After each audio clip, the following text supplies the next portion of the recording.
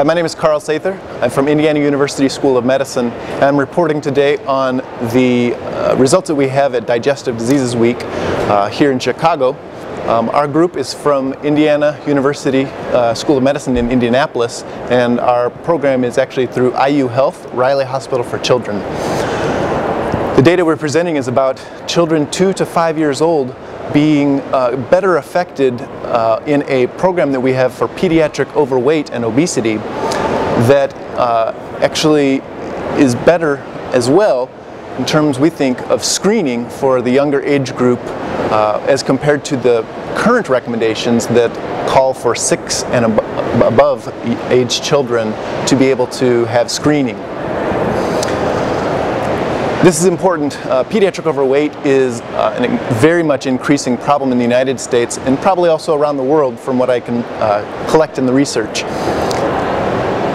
Unfortunately, obesity is not its own problem. It also carries many comorbidities like hypertension, diabetes, liver disease, sleep apnea, ultimately heart disease, stroke, comorbidities of just poor quality of life, and potentially earlier death as they have advanced age with obesity. Again, the current recommendations are that kids age 6 to 18 should be screened with the body mass index by the United States Preventive Services Task Force. The American Academy of Pediatrics actually recommends down to age 2 years old to be screened with this body mass index, although only about 50% of the providers surveyed in a recent study were actually complying with this recommendation.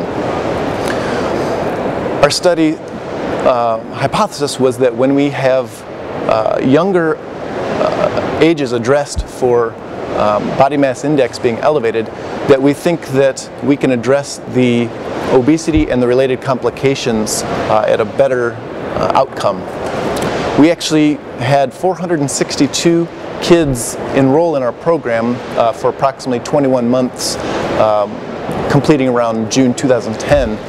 We found that the children were heavier by a body mass index Z-score, which is a standardized score for a body mass index. They were heavier than the 6 to 21-year-old group that was compared to them. We had the 3, 6, and 12-month data analyzed, and after they had completed our multidisciplinary intensive program at these steps, we found that they had actually a better response. At 3 months, this was approximately 5 times the improvement of the older group, and at 6 months, approximately 7 times the improvement in this body mass index Z-score.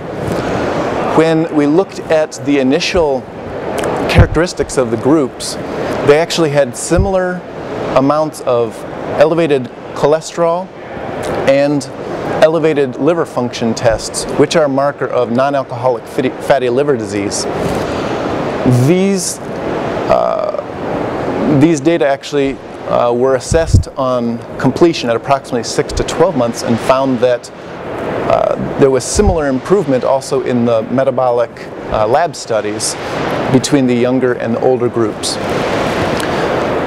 Finally, we actually looked at the completion rates between the younger groups and the older groups, and they appeared to complete similarly at 3, 6, and 12 months as we analyzed later. So, in conclusion, we believe that children as young as 2 years of age should be screened using a body mass index at their pediatrician's office to determine if they are overweight. And if so, we should not hesitate to be encouraging them to have intervention. We report our data, which suggests that these younger kids are at least as overweight. They have the same amounts of comorbidities of complications like liver abnormalities or liver function test abnormalities and cholesterol and lipid abnormalities. Secondly, they seem to be able to complete the program as well as the older kids. And finally, they seem to have a significantly better response to the intervention. And so from all of these findings, we believe that we should not be excluding these younger kids. As a follow-up to many of the concerns that our providers have, it is very difficult. Currently there are not good surgical interventions or pharmacologic interventions that are safe for kids, nor long-lasting. Currently the standard is behavioral intervention, but we believe that this actually can be implemented initially in the general pediatrician's office or family physician.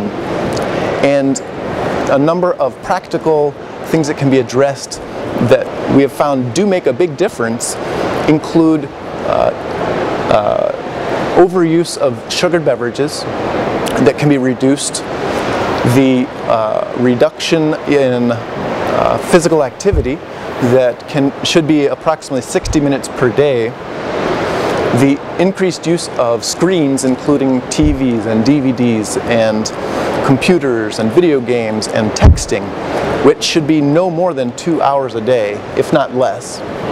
Finally, even basic changes that families can incorporate would be to have less fast food per month, to be able to use family times for dinners and maybe even more meals in a day.